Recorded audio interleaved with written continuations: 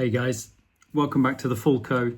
I thought what I'd do is I'd give it a day and I'd have a little look back at the game. Horrible game.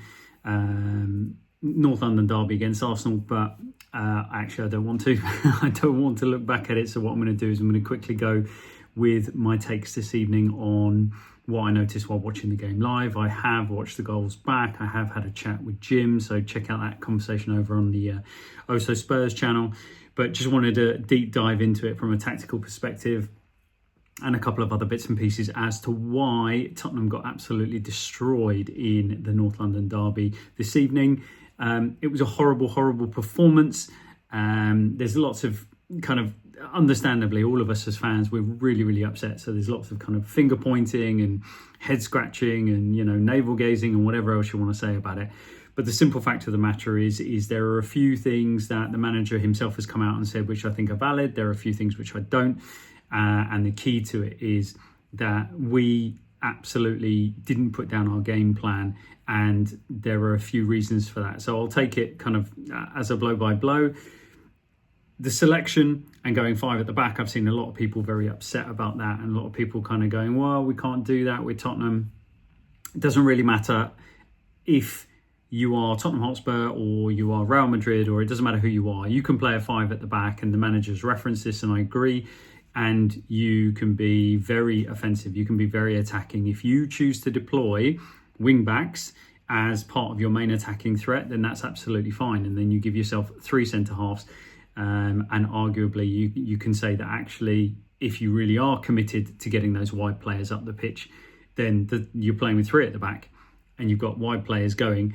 Unfortunately, we did no such thing. And one of the first reasons that this game plan absolutely sank without a trace is because we weren't competitive at all. We were far too passive. And unfortunately, this has been a direction of travel for the team. We talk about, playing a system against Man City away that worked really well, playing a 5 against PSG in the Super Cup, and that worked really well in terms of we had a good performance in that game. But the key difference is in both those games, we were able to deploy for periods of it or for long periods of it, a high press. At times, we absolutely didn't manage to do that against Arsenal for 2 reasons: too passive on the individual, on the one-to-ones and the positioning, but also because we never got any field position. We never got up the football pitch, and therefore you cannot deploy a high press, not only putting the opposition under pressure when you've got the ball, which we've shown we're not very good at, but if you can do that side of the game, the other way you then apply even more pressure. And you think about the German style of football that's been so successful with the gegenpress, is they get the ball at any time up and you are right up against it and you are counter pressing, you are right there. So if you've given the ball away, or if they've got a ball in a deep position, you are right up in their faces and you're being super aggressive. We did not do any of that. So we couldn't do it by getting the ball up there ourselves. And they spent so much of their time with very comfortable possession, they were able to very easily march down the field, and we just dropped into mid and low blocks. Unfortunately, another thing that the manager has referenced since is talking about duels. 100%. We weren't there. We won very little. Even if we got even a touch on a first ball, we were never winning the second ball. And again, all of that allows the opposition to build up a head of steam. So for the first 30 minutes, I've seen a few people say, oh, we defended quite well. There was only that Declan Rice chance really right at the beginning, which was a carbon copy of all of the goals that then followed. What happened in that first 30 minutes, and my genuine thinking, this is not hindsight thinking, my genuine thinking watching that 30 minutes is we have not in any way advanced up the field ourselves. And as a result, this pressure is going to come, is going to come to fruition for Arsenal. At one point, this is going to break down. Not because they were, hammering us with shots and chances, but just because we were unable to move up the pitch at any given point. And then a key thing, which is where I've got an issue with what the manager's trying to do at the minute, is we went to 5 at the back, but the players absolutely did not look like they were comfortable deploying it. And they didn't look in the first 30 minutes, so still at 0-0, they didn't look comfortable in what they were being asked to do. Arguably, if you're going to have that 5 at the back and you're going to have the 3 centre-halves with 2 sitting midfielders, you have got the freedom to send any one of your defensive, your centre-backs, your defensive three up and in, which you need to do because Arsenal were trying to rotate players and move us about. And then what you've got to do is you've got to make sure that defensive to the double pivot doesn't sit too deep, which is a criticism that I've said previously. I do see us dropping a little bit too deep and allowing too much space on the edge of the box. And in the end, in this game, we conceded possession in those areas and allowed Arsenal to play quickly from outside of our unit to inside and then really punish us from there with the easiest and the most time and the most space that players could ever expect to get on the edge of a penalty area. It really was a shocking display in terms of winning duels, being aggressive up against your opposite number, and then knowing how to deploy that five at the back, especially when you've got three centre-halves and two defending. You've got a box five there that can defend that zone on the edge of the area if you're going to drop in a mid and low block. And we were all over the place. We allowed them so much time and space. It affected us, and eventually they very easily and very comfortably scored their goals. The other thing, if you're going to criticise a selection, I totally understand it. We're Tottenham Hotspur. We don't go there with a back five. We go there to play football. That's absolutely fine. But one of the areas that when I was looking into kind of the Arsenal team before chatting over on the Spurs Kings channel is they do like to narrow off their midfield three. They like to move them about and then try and get them into the half spaces to support their wide players. And that's what they tried to use to create. And so what we were doing is really having loads and loads of players, effectively a 5-4-1 with four double pivot two and then two slightly wider of that and able to drop into a flat four or move into a box. We've still got nowhere near them, and we allowed them all of the time and the space on the outside, and then we committed the wrong players into those wide positions. We were throwing players, especially out onto our left, their right-hand side, all the time in a panic station, which just then allowed them even more time and space to feed the ball inside and have loads and loads of joy in that central area. The first goal, the Rice chance on 3 minutes, the first goal was exactly that. The amount of time that Marino has when that ball is cut in from Arsenal's right-hand side, he's got all the time in the world. Kudus doesn't continue his track. Richarlison's too far away. The double pivot is too deep. And Marino's got all the time in the world to take a touch, comes back inside, looks over the top. Nicely timed run from Trossard. And then a mistake from Destiny Udogie, who's dropped in a foot too deep and he's playing him onside. But you should never, ever, ever have a player faced up with that amount of time. He's taken 2 or 3 touches. He's already come back inside and he's got time to look up and pick a lofted pass over your defensive line. And then there's a really great angle that you can watch this back on the highlights because you can see it from behind the goal. And you'll see that once Trossard is in on the wrong side, you just see this crowd of Tottenham players all standing next to each other, but nowhere near Trossard. And that is an example of too much space, not getting in there, not being aggressive, not challenging the passer of the ball, not all dropping in if you see he's got good possession, he's about to flip it over the top. And we get it all wrong. So many things wrong with that. We're a bit unlucky. Mickey van der Ven gets in and actually gets a really strong challenge on it, but it just diverts it. Instead of going one side of the keeper, it goes into the other post and it goes in. But, we deserve nothing less. The second goal is another version of the same. Arsenal playing down the right-hand side. They move the ball quickly. There's a third man run that takes everybody's attention. And again, we've thrown one too many of our double pivot over to that side. There is absolutely no reason for it. If you've got centre-half, if you've got that many centre-halves, either they're dealing with it on the outside or one is able to step out and closer into the midfield to stop an option or stop someone on the edge of the box. But for me, there's absolutely no reason with the players we had around that to be sending everyone over to that side. We get it completely wrong. And then when they move it across the pitch, everybody's scrambling to come back across. And then Ezra's got the feet with the momentum of the defenders now running directly at him, laterally across the pitch. He can just slalom his way, beats Bentancur, who ends up on his backside. Paulinho can't put in a proper challenge because he's inside the penalty area now. And from that moment on, you're dead. You're dead in the water. It was awful from the perspective of defending. I could do an hour just on that goal or the goals combined and the things that were in them. And yeah, it's nice feet and it's a good finish from Eza. But yeah, Van der Ven probably a bit unlucky, gets a bit over keen, actually gets slightly over the ball, which allows Eza the shot to get away. And yeah, you could argue, should it have been chalked off, 3 players in offside positions? But again, we don't deserve it. No complaints whatsoever. Even Vicario didn't complain about the offside because he knew that was just a mess that's led up to that shot going in. So yeah, we're now 2-0 down. We get ourselves to half time. Do we think we can, it's been an awful half. We've created absolutely nothing. Can we do something? Can we make some changes? We do. We make the changes that everybody is expecting. No surprises how we come out in the second half. And maybe not a surprise, but the only thing is we do the worst possible thing, which is a nice, easy, quick goal for them. And effectively the game is dead from that moment on. The third goal is exactly the same thing. It's exactly the same position. We push too many players over. This time, obviously, we're playing a 4. And we've got Mickey van der Ven's moved over a bit wider. Kudus again doesn't cover himself in glory now that he's narrowed off the right-hand side, but he just didn't look interested in getting involved in the defensive side of the game.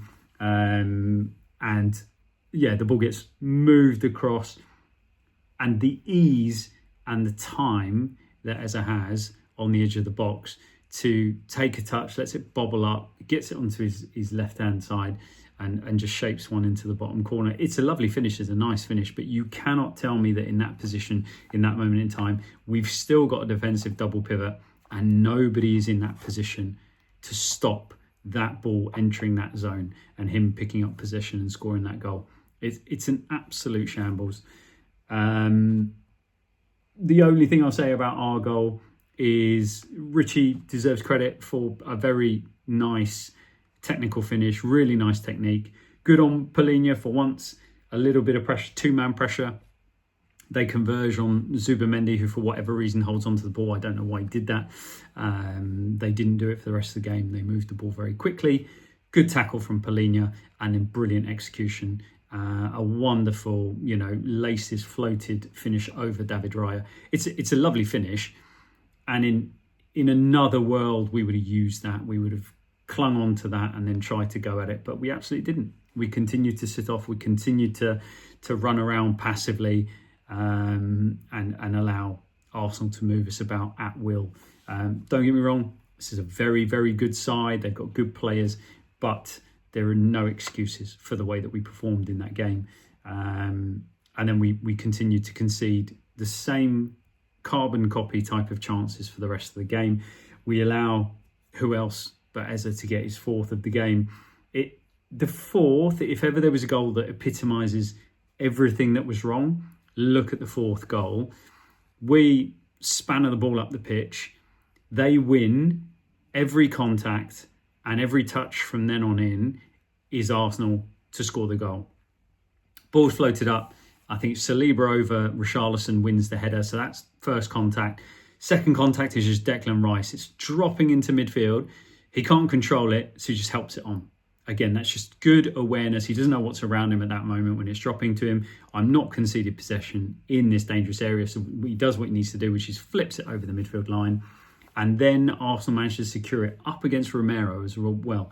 So Romero has now stepped out to come to the ball, but because he's coming from a long way and because he doesn't want to go through the back of the player and give away a set piece, they managed to secure possession, rolls Romero, feeds it into Trossard, who's making a nicely timed run down the outside, and now we're in trouble. So that's now 3 contacts, all won by Arsenal.